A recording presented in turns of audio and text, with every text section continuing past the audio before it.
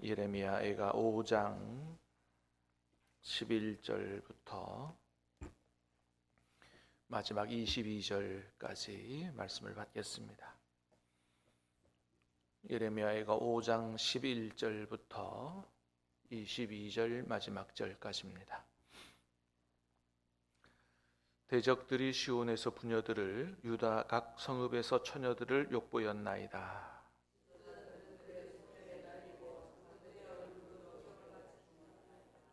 청년들이 맷돌을 지며 아이들이 나무를 지다가 엎드러 지오며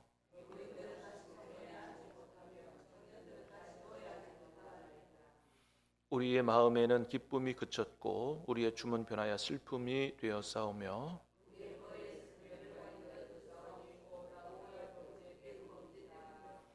이러므로 우리의 마음이 피곤하고 이러므로 우리 눈들이 어두우며 여호와여 주는 영원히 계시오며 주의 보좌는 대대에 이르나이다.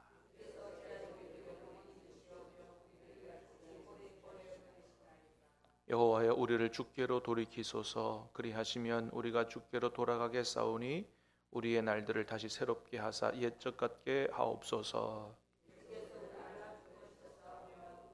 진노하심이 참으로 크시니이다. 아멘. 자, 오늘 말씀 이제 예레미야가 마지막 말씀으로 어제에 이어서 계속해서 나라를 위해서 하나님 앞에 기도하는 그런 기도의 내용입니다. 자, 11절 말씀을 보겠습니다. 11절 시작. 대적자들이 시온에서 부녀들을, 유다 각 성읍에서 처녀들을 욕보였나이다. 자, 이웃나라와 전쟁해서 패하게 되면 어떤 비참한 일들이 일어나는가, 어떻게 나라가 무너지고 사회가 붕괴되는가를 잘 보여주고 있어요. 전쟁 나면 여자들과 어린아이들이 제일 불쌍하죠. 뭐 남자들은 싸우다가 죽었다, 뭐 그것으로 끝났다 쳐도 제일 불쌍한 게 이제 여인들과 아이들이죠. 자, 부녀들과 처녀들이 욕보임을 당하는 이런 일들이 일어나고, 12절에 보니까 지도자들은 어떻게 해요? 그들의 손에 매달리고. 자, 이건 무슨 얘기냐 하면 옛날 우리나라도 그랬습니다마는 참수형을 당하면 머리를 잘라가지고 범죄자들을 어떻게 했어요? 긴 장대에다가 이렇게 매달았잖아요. 다른 사람들이 다 보도록. 사실은 십자가도 이제 아주 그런 잔인한 처형 중에 하나죠. 나무에 다는 거예요. 나무에 달아 죽이는 거죠. 마찬가지입니다. 전쟁에 패하면 그 나라 지도자들 잡아다가 어디다가 달았냐 하면 나무 꼭대기에다가 달았어요.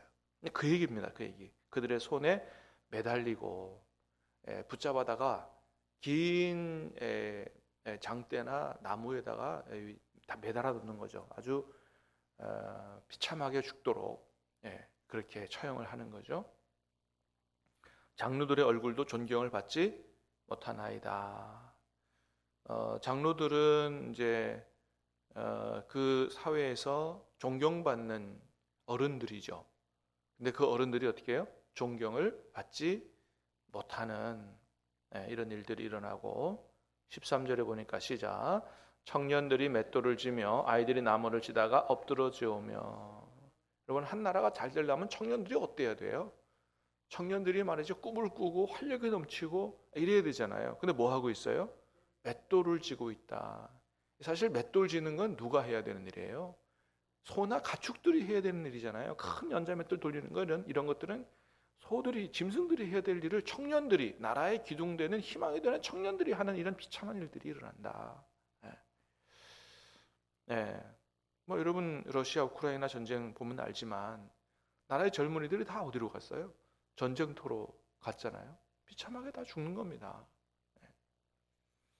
이 땅에서는 절대로 다시 전쟁하는 일이 없게 되기를 주님의 이름으로 축복합니다.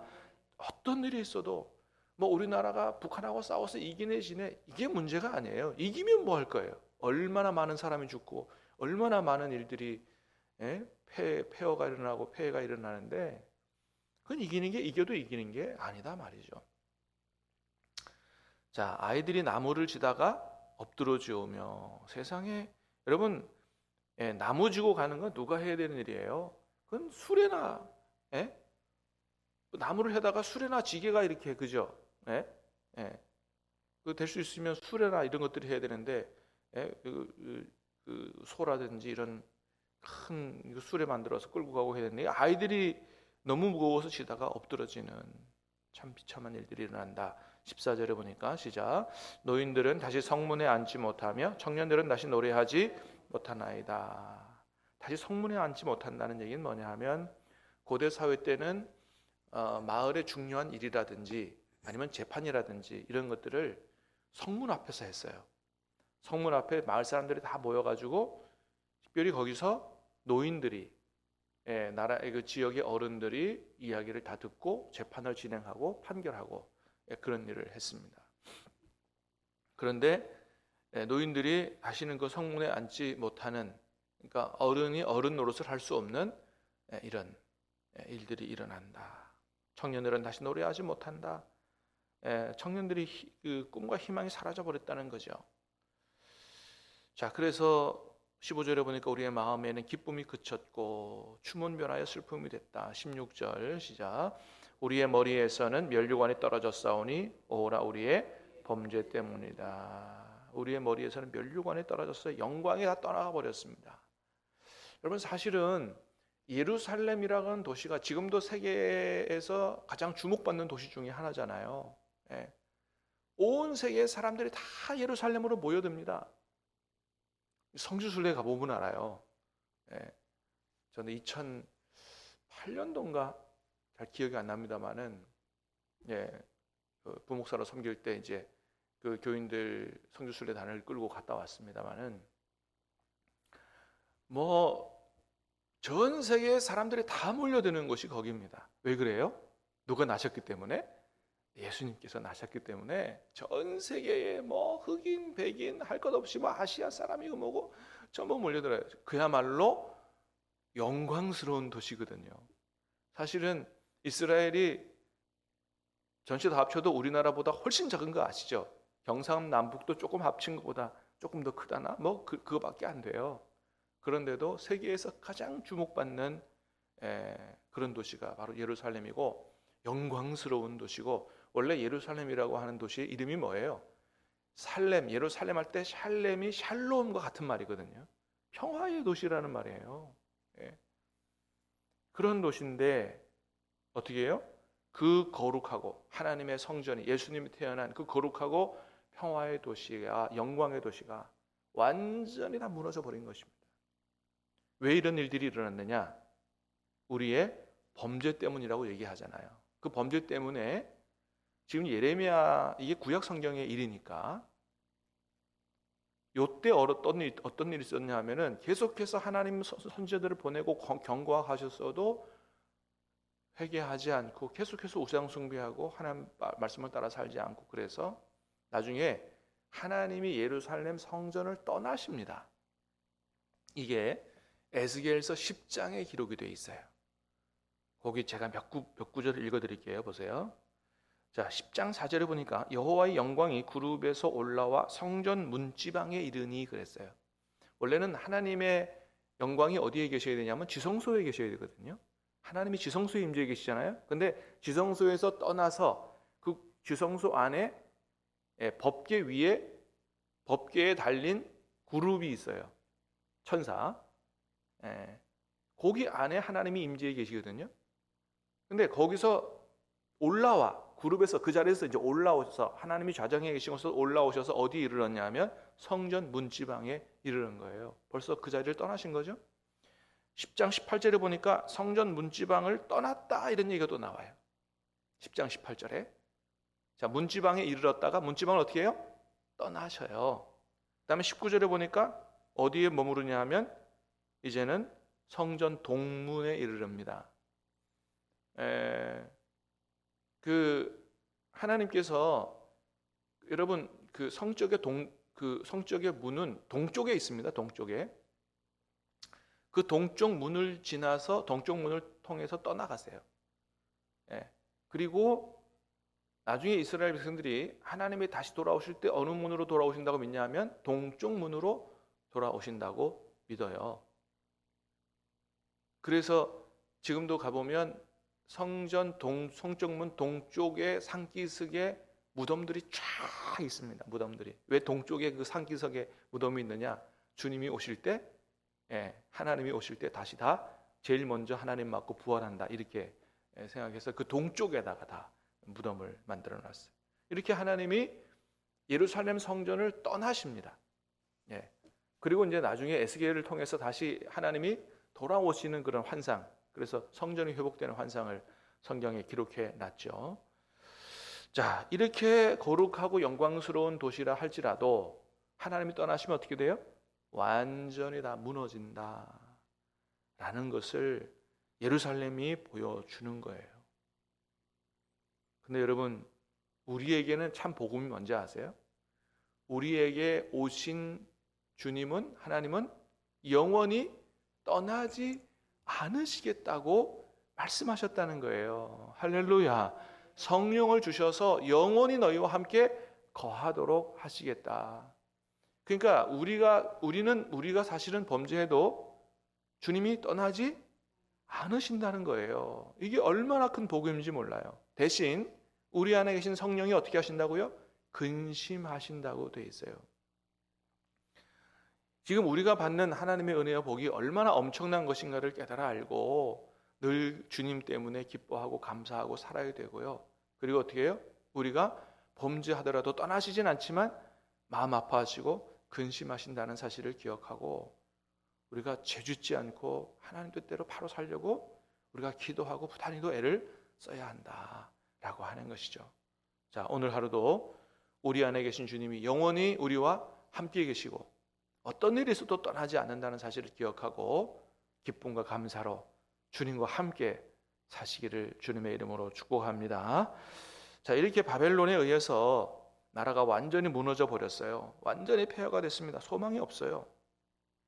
그런데도 예레미야는 소망을 버리지 않습니다. 소망을 품어요. 자, 19절 말씀 시작.